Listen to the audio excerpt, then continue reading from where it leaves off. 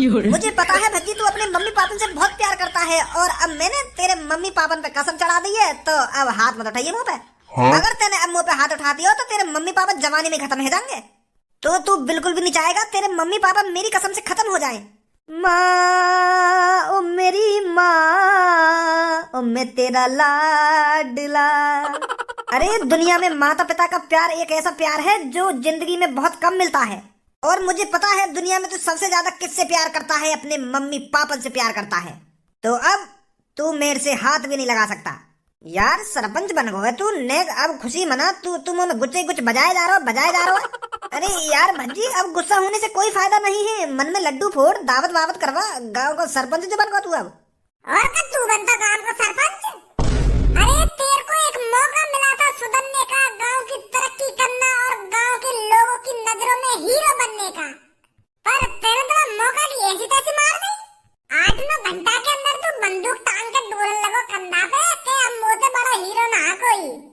अब तू चुपचाप यह बात बता दे मोकू, ये बंदूक लेके गांव में करने का आया हो तू? यहाँ पे कोई जंगली शुगर तो भाग ना रहा दे, तू वापस शिकार करने आया हो? अरे भज्जी बेटे ये गांव वालों को ही जंगली सुगर समझ रहा था, ये हमारा ही शिकार करने आया था यहाँ पर। मैं डरा लो ये बंदूक थे। अरे भज्जी बेटे हमसे ये कह रहा था कि अब गांव का सरपंच कालिया है, कालिया, और अब हर दिन तुम मेरे को 50 रुपए दोगे। 50 रुपए? क्या बात के 50 रुपए? अरे यू नवाब गांव को सरपंच ना बन गो तो या लिए हमसे हर रोज 50 रुपए मांगने की मांग कर रहा यू, और धमकी दे रहा हो हमको कि अगर किसी ने मेरे को रोज 50 रुपए नहीं दिए तो उसका इल्जाम बहुत गलत होगा। यू गांव की तरक्की लौड़ा करवाता, यू तो गांव में लूटने पे लग गो पहले दिन से। फ्री के आ रहे गांव वाले पे 50 रुपए रोज की। तेरे मुन्ने भूल न जाना, तू अपने माँ बाप की कसम का फर्ज निभाना, तू कालिया पे हाथ न उठाना, तू अपने कसम भूल न जाना। माँ कसम चढ़ा दी है मैंने तो पे, और फिर भी तुम मुंह पे हाथ उठाने की कोशिश कर रहा है। अरे माँ बाप एक बार ही मिलते हैं जिंदगी में, एक बार। अरे अपने माँ बाप की थोड़ी बहुत फिक्र नहीं है क्या तेरे को, जो तुम मेरे पे बिना कुछ सोचे समझे ही हाथ उठाने की कोशिश कर रहा है? भूले मत तेरे मम्मी पापा की कसम चढ़ाई है मैंने तो पे। भज्जी बेटे तुझे इस पे हाथ उठाने की कोई जरूरत नहीं है। अरे इसको जेल में चक्की पिसवाने के लिए इतना ही काफी है जो हाथ में ये बंदूक लेके आ गया, और इसने अपने जेल के दरवाजे तो तब खोल दिए थे जब ये गांव वालों को धमकी दे रहा था। अब तो ये कई सालों के लिए अंदर जाएगा। पुलिस वालों के लिए इतना ही सबूत काफी है इससे जेल में चक्की चलवाने के लिए। बेटा कालिया अब लेकर जाएगी तेरी डॉनपंथी जेल के अंदर। बड़ा डॉन बन रहा था ना तू गांव वालों के सामने, अब खाइयो बेटा तू जेल की हवा।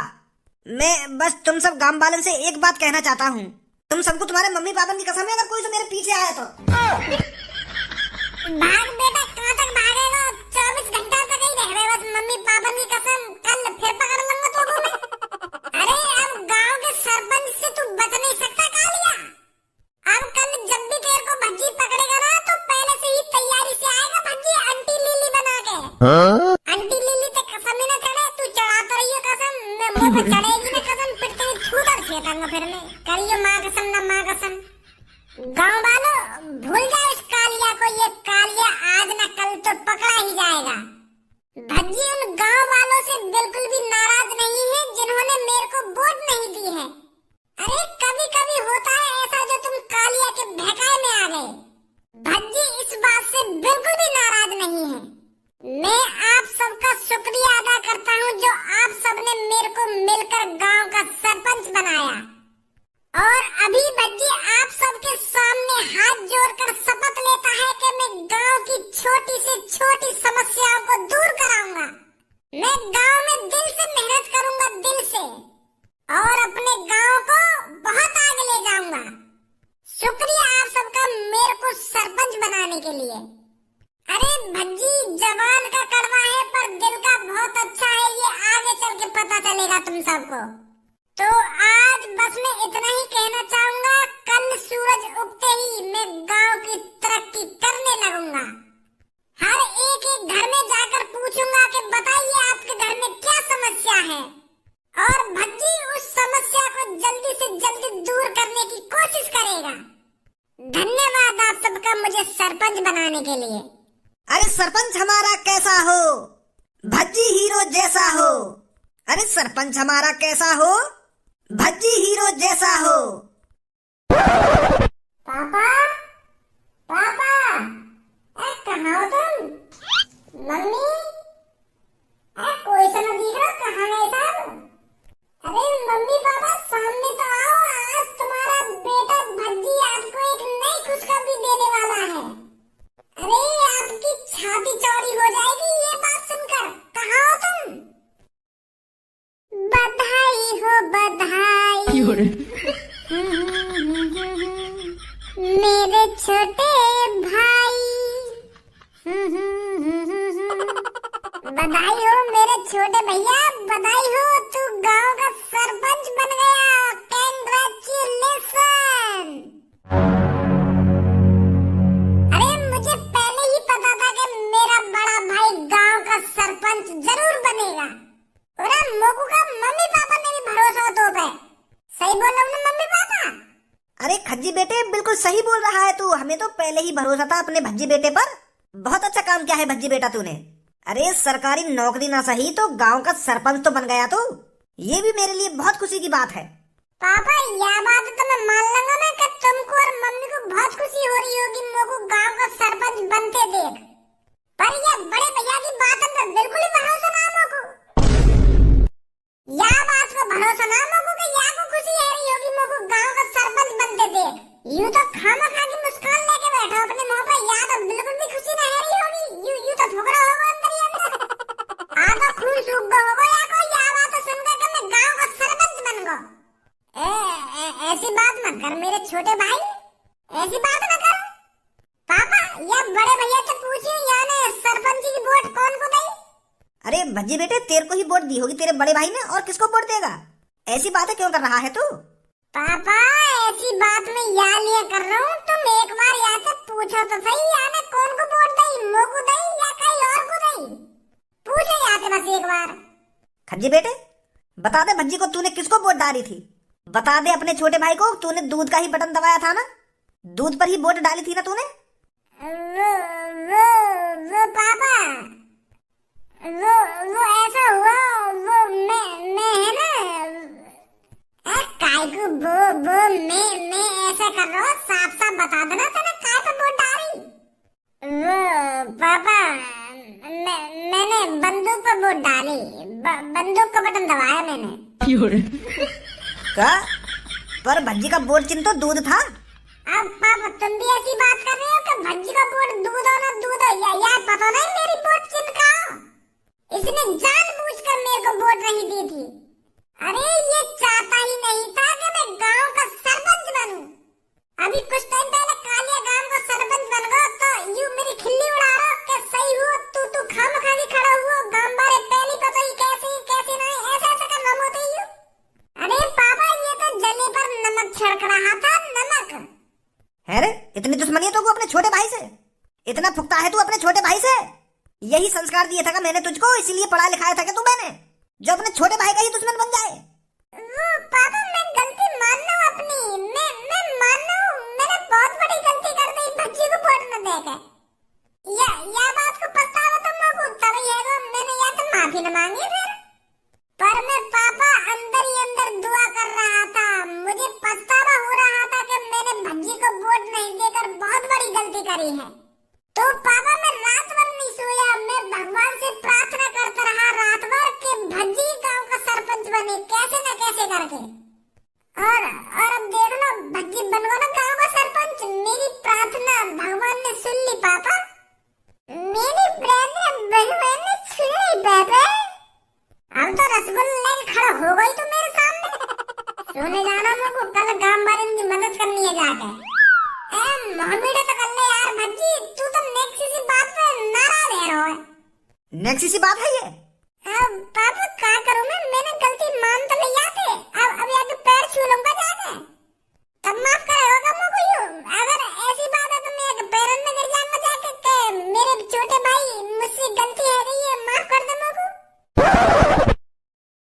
मेरे कर्म फूट गए जो मैंने तो जैसे बुड्ढे से शादी कर ली। अरे जब तू मेरे घर पे आया था तब तो बड़ी फेंकता था कि मेरे पास ये है कि मेरे पास 4 भैंस है कि 4 बकरियां हैं, मैं तुझे खुश रखूंगा। वो कहाँ गई तेरी 4 भैंस और 4 बकरियां? अरे जवानी से बुढ़ापा आ गया, पर वो तेरी 4 बकरियां और 4 भैंस नहीं देखी मैंने। अरे राजवती, ऐसी बहकी बहकी बात क्यों कर रही है तू? बहकी बहकी बातें? अरे बुड्ढे, तूने मेरी जिंदगी झंड बना दी। अरे तूने कभी राजवती से पूछा है पूरी जिंदगी में कि राजवती आज बता तेरा क्या खाने का मन कर रहा है? क्या खाने का मन कर रहा है? अरे जब मुझे पता है मेरी राजवती क्या खाती है तो मैं तुझसे पूछ के क्या करूंगा? रोटी खाती है मेरी राजवती, दाल चावल खाती है मेरी राजवती। अरे राजवती गाजर का हलवा भी खाती थी, अरे राजवती गोल गप्पे भी खाती थी, पर तेरे यहाँ आकर सब खाना छूट गया। कभी तू लाया है मेरे लिए जिंदगी में गाजर का हलवा, गोल गप्पे है? अरे मेरे को तो अब ये भी पता नहीं गाजर का हलवा का स्वाद कैसा होता होगा। नमस्ते दादा और दादी जी। अरे आइए सरपंच जी, आइए। दादा और दादी जी कैसे लड़ रहे हो आपस में? अरे बेटे पूछे ही मत, तू इस बुड्ढे ने मेरी जिंदगी झंड बना दी है। मेरी तो किस्मत फूटी थी जो मैंने इससे शादी कर ली। अब राजवती बहुत देर है गई है, तो बहुत बकवास कर रही है तू सुबह से।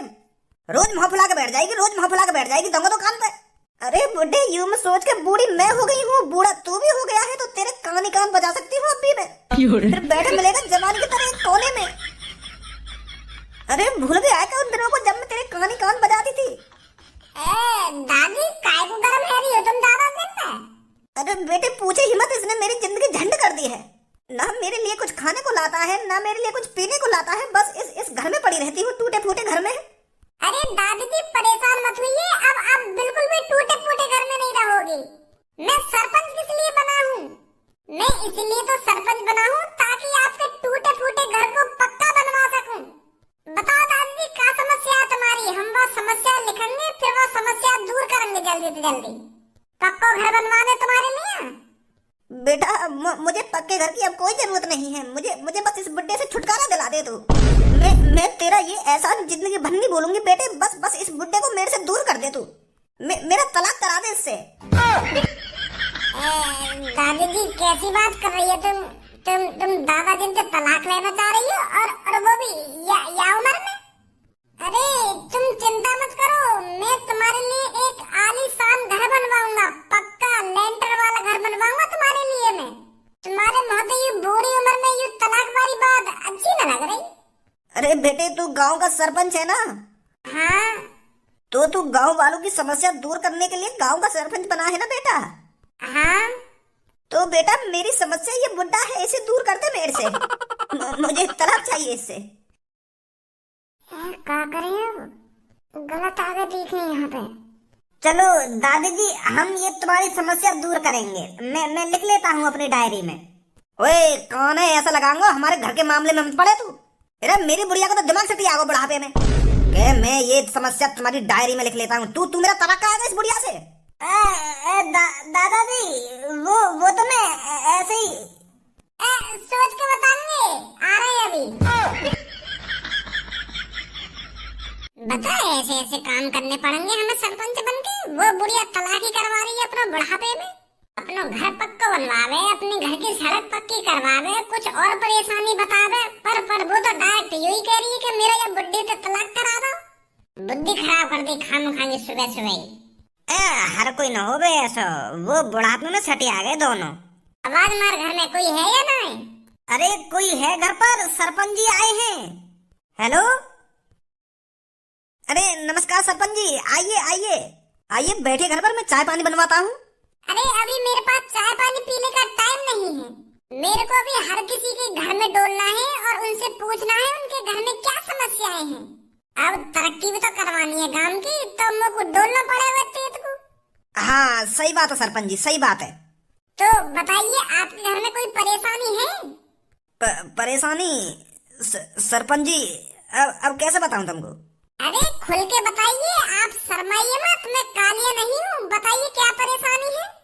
वो सरपंच जी मेरे पे घर भी है और घर पर छत भी है। परेशानी बताइए।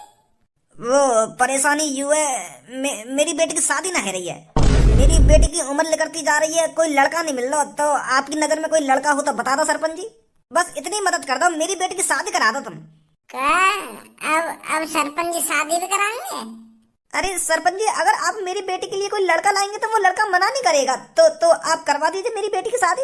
बेटी कहाँ तुम्हारी? अरे यही तो है मेरी बेटी जो बगल में खड़ी है। यूं तो छोटी भी है और मोटी भी है, या तो कौन शादी करेगा? या तो ये तो कोई गटुआ लड़का ढूंढना पड़ेगा। लड़का वाले का कहना मैं यहाँ देख कर। अरे वो लड़का वाले कहते हैं कि लड़की थोड़ी छोटी है। थोड़ी छोटी? यूं तो पूरी छोटी है। अरे यही तो समस्या है सरपंच जी, मेरी बेटी से कोई शादी नहीं करना चाहता। अरे मैं शादी में 3 भैंसे दूंगा, मेरे पास 6 भैंसे हैं, उनमें से 3 भैंसे दे दूंगा मैं लड़के वाले को, और 10 बकरियां दूंगा। बस आप कैसे ना कैसे करके मेरी बेटी की शादी करा दो। मैं तो बहुत परेशान हूँ सरपंच जी। सरपंच जी आप ही मेरी बेटी से शादी कर लो। आप ही कर लो ना सरपंच जी मेरी बेटी से शादी। आपकी बड़ी मेहरबानी होगी हम पर। आप चिंता न करें, मैं आपको 3 भैंसे और 10 बकरियां दूंगा। अच्छी शादी करूंगा सरपंच जी, बस आप मेरी बेटी से शादी कर लो। मैं यहाँ पे तुम्हारी समस्या दूर करने आया हूँ, तुम्हारी बेटी से शादी करने आया हूँ। और अगर तुम्हारे घर में कोई परेशानी हो या रोड टूट रहा हो या छत चुटाती हो, ऐसी परेशानी ना सही कराऊंगा मैं, तुम्हारी बेटी से शादी करूंगा मैं। कोई खाना की बुद्धि खराब कर रहे हो तुम।